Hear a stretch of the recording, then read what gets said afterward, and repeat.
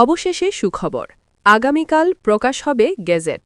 আজ সংবাদ সম্মেলনে জানালেন অর্থ উপদেষ্টা এবং প্রধান উপদেষ্টা। আগে দেওয়া বক্তব্যের জন্য বললেন দুঃখিত তারা। আসসালামু আলাইকুম প্রিয় দর্শক, স্বাগত জানাচ্ছি আপনাকে স্কেল আপডেট চ্যানেলে। আপনি যদি একজন সরকারি চাকরিজীবী হয়ে থাকেন তাহলে আজকের ভিডিওটি না টেনে শুরু থেকে শেষ পর্যন্ত দেখতে থাকুন। আর ভিডিওতে একটা লাইক দিয়ে চ্যানেলটি সাবস্ক্রাইব করে রাখুন সরকারি চাকরিজীবীদের যে কোনো খবরের আপডেট সবার আগে পেতে। অবশেষে সরকারি চাকরিজীবীদের বহুল প্রতীক্ষিত সুখবর সামনে এলো। আগামীকাল আনুষ্ঠানিকভাবে প্রকাশ করা হচ্ছে নবম পে স্কেলের গেজেট। আজ রাজধানীতে আয়োজিত এক সংবাদ সম্মেলনে এই তথ্য নিশ্চিত করেছেন অর্থ উপদেষ্টা এবং প্রধান উপদেষ্টা।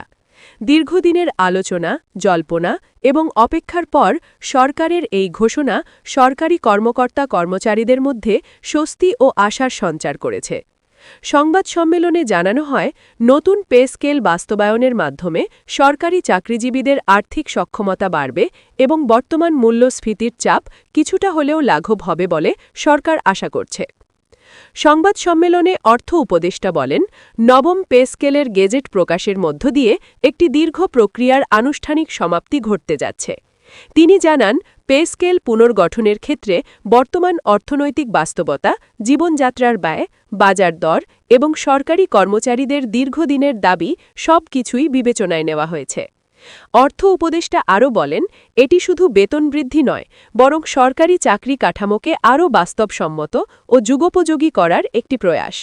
নতুন পে স্কেল কার্যকর হলে প্রশাসনিক কাজে গতি বাড়বে এবং কর্মীদের মনোবলও বৃদ্ধি পাবে।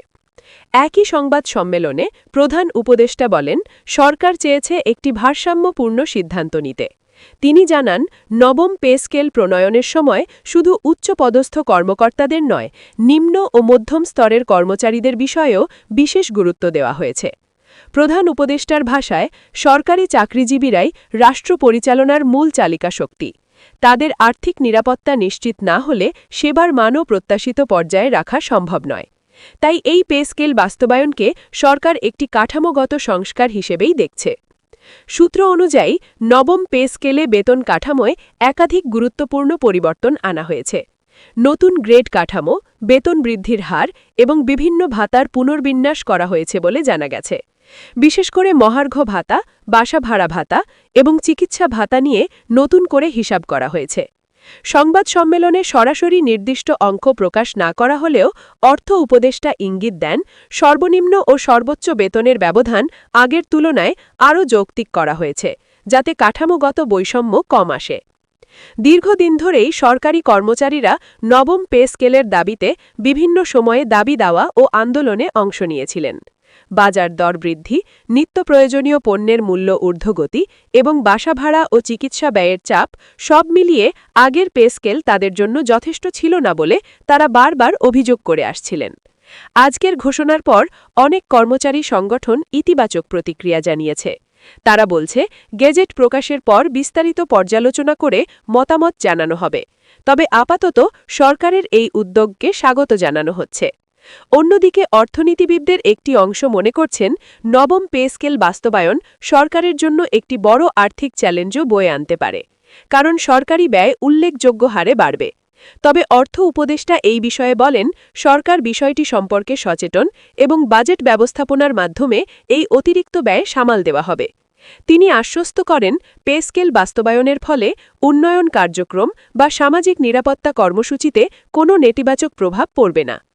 গেজেট প্রকাশের পরপরই বিভিন্ন মন্ত্রণালয় ও দপ্তরে নতুন পে স্কেল অনুযায়ী বেতন নির্ধারণের প্রক্রিয়া শুরু হবে বলে জানিয়েছে সংশ্লিষ্ট সূত্র। প্রশাসনিক নির্দেশনা জারি করা হবে এবং হিসাবরক্ষণ অফিসগুলোকে প্রস্তুত থাকতে বলা হয়েছে। অনেক কর্মচারী আশা করছেন, খুব দ্রুতই তারা নতুন বেতন কাঠামোর সুবিধা হাতে পাবেন। তবে বাস্তবায়নের সময়সীমা এবং বকেয়া পরিশোধের বিষয়টি গেজেট প্রকাশের পর স্পষ্ট হবে বলে জানিয়েছে সরকার। সব মিলিয়ে নবম পে স্কেলের গেজেট প্রকাশ সরকারি চাকরিজীবীদের জন্য একটি গুরুত্বপূর্ণ মাইলফলক। এটি শুধু বেতন বাড়ানোর ঘোষণা নয়, বরং রাষ্ট্র ও কর্মচারীদের সম্পর্কের একটি নতুন অধ্যায় হিসেবেও দেখা হচ্ছে। আগামীকাল গেজেট প্রকাশের পর পুরো বিষয়টি আরও স্পষ্ট হবে এবং দেশজুড়ে সরকারি দপ্তরগুলোতে শুরু হবে নতুন হিসাব নিকাশ। এখন সবার দৃষ্টি আগামীকালের দিকে। নবম পে স্কেল বাস্তবে কতটা স্বস্তি এনে দেয় সেটাই দেখার অপেক্ষায়।